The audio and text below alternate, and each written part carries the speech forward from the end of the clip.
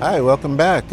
Over the last couple of weeks, I've received several emails asking my thoughts about what's going on in Venezuela and what it would cause. And a lot of folks out this way who live in the DR, like I do, are asking what effects do you think it might have in the DR?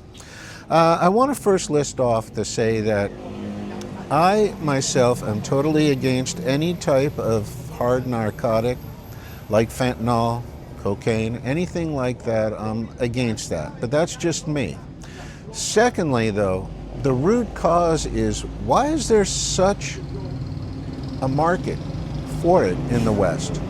That's the question that really needs to be answered, because if there's no market, there's no smuggling. I'll use alcohol as a great example. Look what happened back in the roaring 20s, right? When alcohol was made illegal, and around that time, in that era, well, what happened? Bootlegging became the biggest things. How many people are bootlegging liquor now into U.S. and Canada? Pretty much, slim and none, and Slim just left the room. But what I do feel, what's behind this, again, is another regime change. America seems to think everybody's out to get them.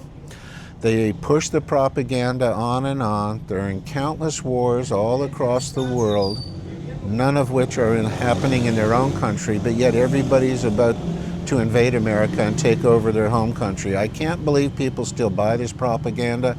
I can't believe people still believe drugs are the bottom line about why there's an invasion to Venezuela, possibly a war. First of all, the president does not have the power to initiate war. That comes from Congress, not the president. There's one stipulation where the president can override Congress and declare war, and that is the threat of national security. That's why you're hearing these drugs are a threat to national security. The import of these drugs is a threat to our national security. Welcome to the reason why they're using the drugs for it. Secondly, there's not one fact, not one documented piece of evidence that marries these boats to Venezuela. Whether they were on their coastal waters or not is irrelevant. There is no fact that they came from Venezuela. They could have come from any neighboring country. Third, these type of boats are very easy to detect, and they don't really have the range without a lot of inconvenience to even make it to the shoreline of America. Okay? 4, there is no death penalty for importing drugs in any state in America. Okay? What should be happening if this wasn't all propaganda for a bigger reason for the invasion, which I'll get into in a moment, is you have a Coast Guard. That's what they're there for. They should be boarding these boats, arresting people. You have a DEA. That's what it's there for. You have surveillance, aircraft surveillance. These are very easy to find. These are not the type of smuggling operations that are top dollar and designed to get into the country. This is propaganda. But in any event, these people should go to trial, and if found guilty, should be serving a sentence. There's no way, shape, or form should America be shooting missiles at such boats, killing over 85 people. And again, I'm not supporting what those boats may have been doing, and I stress may have been doing. I am saying there's no reason to go in and kill all these people when you have people in Western nations, powerful people that have been caught with billions of dollars in drug smuggling, and they somehow get a pardon in 3 months. Again, study your Constitution, study your law. There is not one state that implements the death penalty for drug smuggling or drug selling. Okay, so this is a facade. The real reason has a lot to do with twofold. One, natural resources. America feels, since they've completely kiboshed the NATO invasion of Russia, the war in Russia rather, not the invasion. Sorry for that noise. the war in Russia, and everybody but the most indoctrinated knows NATO and the West has lost completely, and Russia's taking its time. They have no need to go fast and kill more of their own people. This is a lost cause. On another video, I'm going to let you know, expect in the near future a false flag event initiated by Europe. They have no choice. They have to go to war. They're bankrupt, period. Now, getting back to this,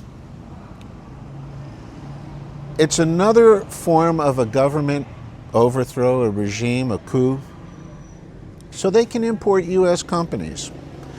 And U.S. companies could then somehow take over all that massive amounts of oil and actually heavy Brent that is in that country. And again, it's the same story all over again. So now they lost in Russia.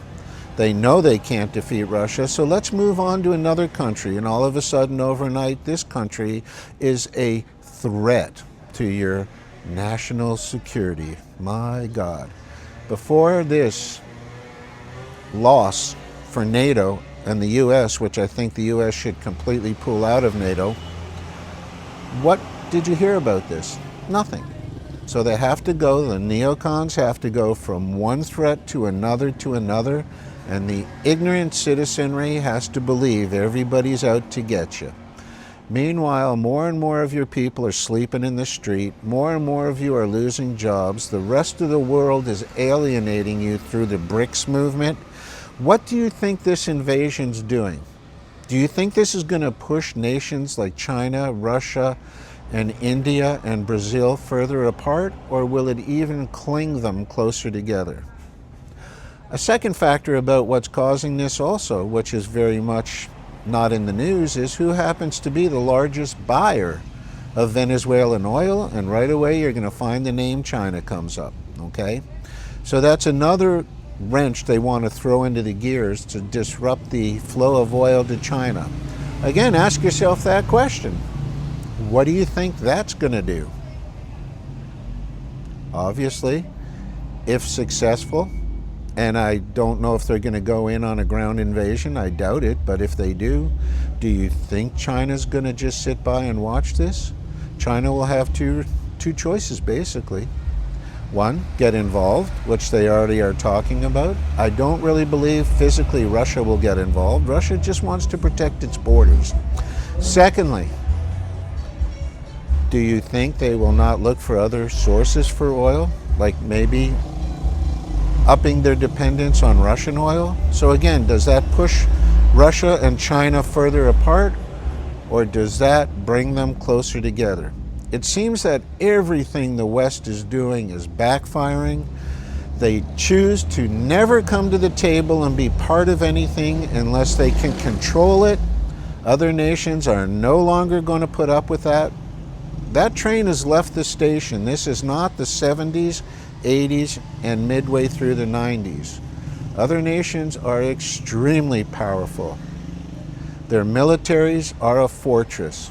Their weaponry is second to none. Be careful what you're going to start. It's time for the citizens to start speaking up and demanding that people come to the table and flourish through negotiations and commerce. That's the only answer. I'm going to continue on another video because a lot of people that live here are asking me when I go out with them, what do you think if America invades Venezuela? And if they do take over, what will that do to oil prices in the DR? I'll continue on another video.